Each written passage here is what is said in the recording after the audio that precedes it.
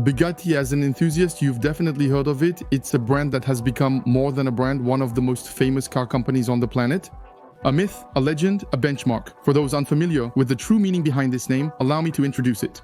Bugatti is a car manufacturer known for its ultra-luxurious, high-performance and incredibly expensive vehicles.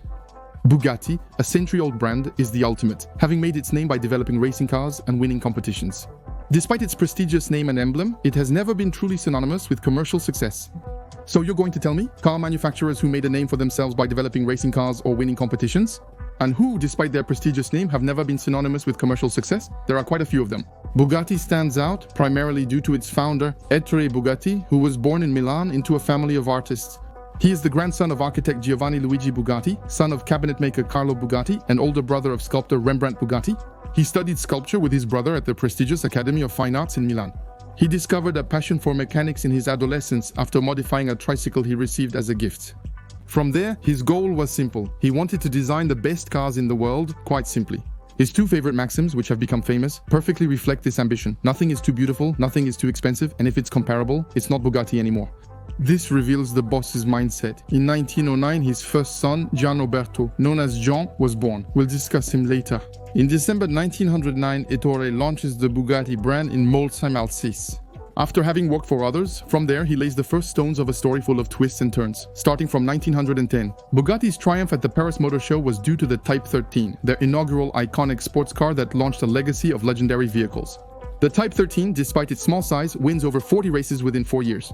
Its power-to-weight ratio, maneuverability and reliability work wonders. From the next year, Bugatti partners with Peugeot to design the successful Peugeot BB, selling over 3,000 units.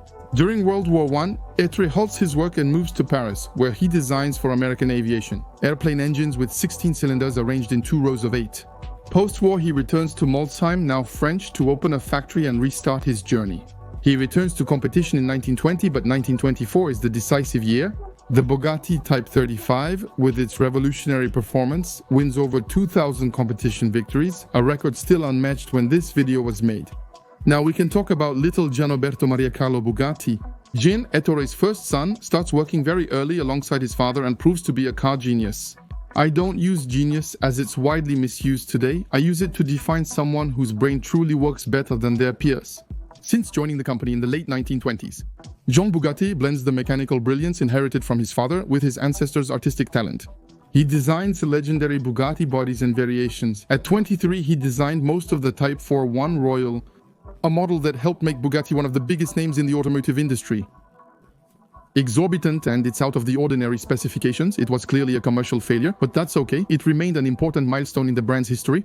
Additionally, our friend Jean designed 4 bodies for the Bugatti type, the Ventoux, Stelvio, Atalante and Atlantic models, widely regarded as the most refined touring models. Bugatti. Jean quickly made a reputation for himself that matched his father's for his innovative car design approach.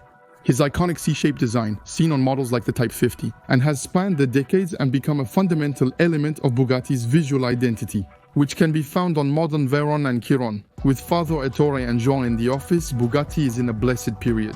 The brand introduces groundbreaking models with incredible speeds and stunning designs for the era. Despite the 1929 crisis, Ettore diversifies into railcar manufacturing, generating substantial income and saving the company. In 1931, Ettore has an accident with his Bugatti Royale, but otherwise all is well. And in the following years, Jean gradually takes over as the sole boss on board, as his father retires from business. The company continues to make luxurious and powerful models, with 2 victories at the 24 Hours of Le Mans in 1937 and 1939 as a bonus. Unfortunately, it was at the wheel of the Bugatti 57 gallons tank that on August 11, 1939, Jean Bugatti, aged 30, dies during car improvement tests for the Grand Prix Automobile de la Baule. Near the Molsheim factory, a cyclist suddenly swerves in front of Jean Bugatti's car on a rural road. He swerves at high speed to avoid him, crashing into a tree. His disappearance shocks Ettore and the entire company. 3 weeks later, the Second World War breaks out, the factory is confiscated, then seized by the French administration. After the conflict, Ettore struggles to revive his business due to financial difficulties and lack of resources.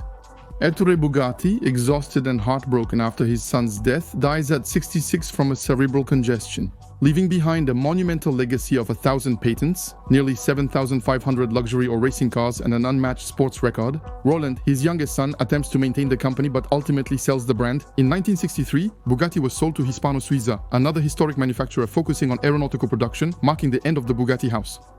Well, that was without counting on a man, Romano Artioli. Romano, he was born in 1932 in Italy, and he was a key figure in the rebirth of Bugatti. Before this adventure, he was an accomplished entrepreneur who ran one of the world's largest Ferrari dealerships in the 1980s. He also became the first Italian importer of the Suzuki brand in 1982. With this experience and encouraged by personalities like Ferruccio Lamborghini, Artioli created in 1987 Bugatti International, a company that buys the registered trademark Bugatti at the head of the new company Bugatti Automobili. He developed the famous EB110, and it's on September 15, 1991, the day Ettore would have been 110 years old. The EB110 is unveiled at the Defense Forecourt with Alain Delon as its godfather. Impressive for a French car. This era marks a rebirth for Bugatti, with a new model that flawlessly embodies the brand's signature blend of luxury and performance.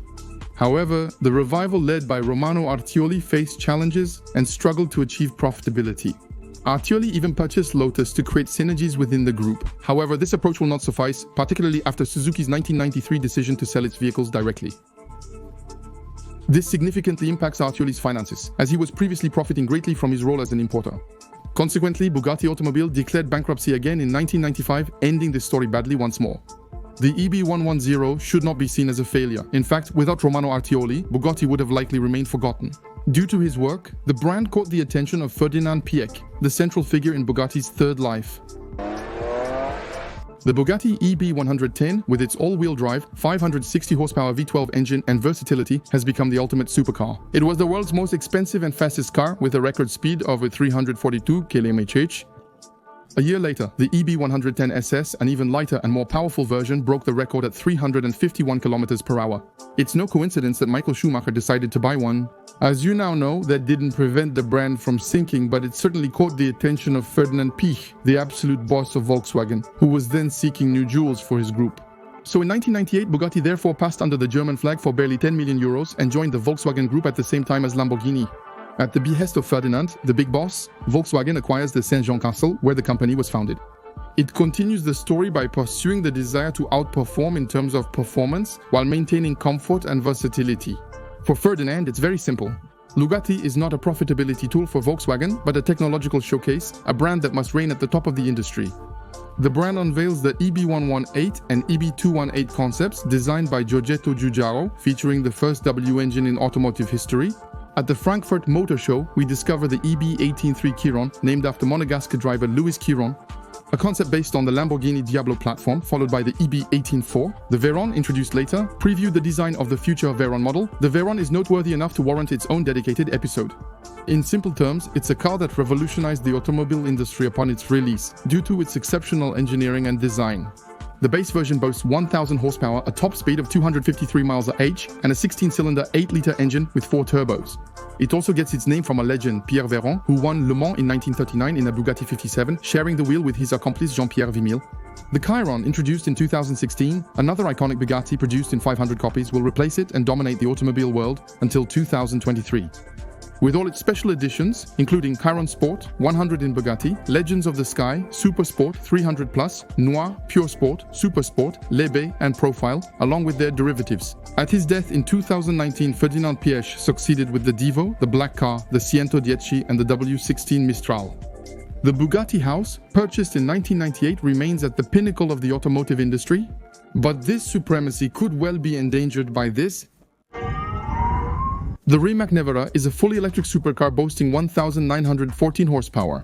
As of this recording, it's the world's most efficient car from a standing start, Wednesday, May 17, 2023. The Nevera broke the world record for 0 to 100 km/h in 1.82 seconds. But also the record for 0 to 200 km/h, 0 to 300 km/h, 0 to 400 km/h. Despite its 2-ton empty weight, it also broke the braking record from 400 to 0. Ah yes, Nevera, it's a Croatian word used to describe short and intense storms. We understand why it's named that.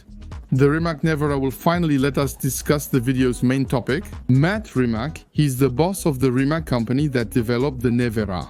Born in 1988 in a now non-existent country, he moved to Stuttgart, Germany when he was 3. In 2000, at age 12, his parents relocated to Croatia. Back then, young Matt was mocked by his classmates at school due to his difficulties speaking Croatian and his strong accent. School is not enjoyable for him, and he drops out due to bullying. He considers himself a dunce and doesn't care about middle school. He is devoted to his two passions, cars and electronics. Despite past failures, a high school teacher encourages him to join a local electronics competition, and he surprisingly wins first prize. Fueled by his passion, Matt competes nationally and represents Croatia in international electronics competitions. The end result at just 17 years old. The dunce has filed 2 international patents and won numerous innovation awards in Switzerland, South Korea, Malaysia, and Germany. In 2006, 18-year-old Matt buys a 1984 BMW E30 to participate in driving and drifting races. After the engine exploded during a competition, he had the idea to replace it with a BMW V8. But he had to find a cheaper solution and ended up installing an electric forklift engine instead. Originally, the engine was supposed to come out, 5 horses, but with friends' help from his parents' garage, using parts bought online, Matt Rimac modifies his box and gradually becomes a phenomenon. After breaking several world speed records for electric cars, this experience was the starting point of his career. From that moment on, he believed he had the skills to take the plunge. He founded Rimac in 2009, exactly 100 years after Bugatti, and quickly attracted the interest of a Middle Eastern royal family who asked him to design a supercar. For Rimac, this opportunity is a godsend. He plans the designs and a business plan for a 1,000 horsepower car capable of going 0 to 100 in less than 3 seconds. This project will give birth to the Concept 1 unveiled at the Frankfurt Auto Show. In 2011, Rimac begins work with his small team, racing against time and limited finances to turn a dream into reality in just 6 months. When the Emirati family withdraws from the project, the promised funds disappear, leaving Rimac facing a massive challenge. Unwilling to back down, he races against time, borrowing money and working tirelessly, even sleeping on his warehouse floor until the Frankfurt show. When the transporter's truck arrives, Rimac's team had only completed the car's chassis. The Croatian entrepreneur convinced the truck driver to help finish the Concept 1 and ended up taking the car at 5 ante Meridium. It's also partly thanks to him that the Concept 1 was presented, the 19th of September 2011. And despite the fact that it wasn't a completely finished car at that time, it managed to attract attention. The company's expertise is becoming well known. Experts and journalists worldwide are discussing it, and investors are slowly joining in. As of 2016, Rimac's client list includes prestigious names such as Ferrari, Renault, Jaguar, and Aston Martin, but what exactly do they provide to these clients? Matt Rimac's strategy involves realizing that selling €2 million supercars could be challenging. And he also quickly realized that selling electrification systems for car manufacturers who need to switch to electric could be a significant source of income. Rimac consists of 2 companies, Rimac Automobiles, which makes supercars like the Nevera that primarily serve as tech demonstrators, and Rimac Technologies, a supplier that provides electrification equipment to manufacturers lacking these internal resources. To put it simply, the guy managed to create a serious car brand from scratch, while everyone knows that creating your own car brand in the 21st century is no small feat. It's the best way to end up crazy or broke, especially when you don't have any money to start with. To show the difficulty, we need to share the rare success stories, like those of Christian von Koenigsegg or Horatio Pagani. But the episode would be far too long. If we now decide to pay tribute to their work, then it deserves its own dedicated video. Rimac achieved this feat and attracted investors, notably Porsche. You might wonder, what does Porsche have to do with this? So Porsche is one of the sports brands of the Volkswagen Group, whose technological showcase is Bugatti. Bugatti, which has always crushed the competition in terms of performance, but is now being run over by Rimac at Bugatti. Despite their talent in creating incredible internal combustion engines, they can't compete with a supercar equipped with 4 electric motors that reach nearly 2,000 horsepower. And the problem is that Ferdinand Piëch is no longer there, so Bugatti, which was one of his whims, is no longer a priority. After the Dieselgate scandal, the Volkswagen Group is focusing more on electrification and is reluctant to invest billions in designing a new engine or developing an electric Bugatti.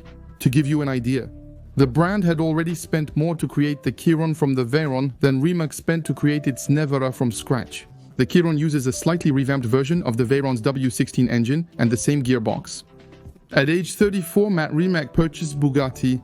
Ultimately, he became a major shareholder and the new chief executive officer of the brand without investing any money, all due to a clever maneuver. The creation of Bugatti Rimac is the 4th phase of Bugatti's history, made possible by the will of a shareholder company in both companies, Porsche. To put it simply, Bugatti has disappeared and a new company has been created, Bugatti Rimac. Bugatti Rimac is a combination of Bugatti and Rimac, but Rimac Automobile and Rimac Technologies remain fully owned by the Rimac Group. The Rimac Group, with Matt Rimac as a shareholder, is now 55% owned by investors including Porsche and Hyundai. Porsche recovers 45%. In short, Porsche puts the jewel of the Volkswagen Group on the table to offer prestige, industry experience, and distribution network. In return, Rimac offers its technical know-how to create Bugatti's upcoming hybrid supercars. Share with the group, including Porsche and Volkswagen, who aim to take a significant position in the electric market. Volkswagen in history is still the owner of Porsche and can therefore benefit from all the synergies that will be made and make money without saying goodbye to Bugatti. Obviously, it's a complex deal that I tried to summarize quickly for you, but the idea behind all this is that it's win-win-win. Matt Rimac stated, "It's a victory for us to have a wonderful brand with a 113-year tradition. It's a victory for Volkswagen because Bugatti has a bright future. They hold shares and will control costs. It's a victory for the employees because we are going to grow, and it's a victory for the customers because we will have exciting new products in the future." The biggest winner is Matt Rimac, who retains Rimac Technologies and even considered taking the company public. Who would make him a billionaire after selling less than 100 cars, with his beginnings in his parents' garage and his perseverance? It remains a stunning example of the automotive industry's David conquering the established historical Goliaths. Bugatti and Rimac automobiles, on their way to transforming a teenage dream into a world-renowned automotive empire, will continue as independent brands. Bugattis will still be produced in Molsheim, Alsace. Both brands will share technology by using powertrains from Rimac Technologies, produced in their new Croatian facility. For fans of the W16, it's time to face the facts. It's highly likely that its days are numbered. Bugatti has announced a 2,000 horsepower hybrid model in the coming years, which will remain an object of passion. It pains me to consider the end of thermal supercars, but if it ensures Bugatti's survival, then let's embrace it. We can only wish Rimac good luck and hope for Bugatti's longevity. Thank you for watching this episode. I enjoyed preparing it and sharing the story of Bugatti and Matt Rimac with you. So I'm curious to read your opinion in the comments. Remember to subscribe to this channel so you don't miss anything. For the most passionate, see you on Instagram where I discuss car design daily. See you next time.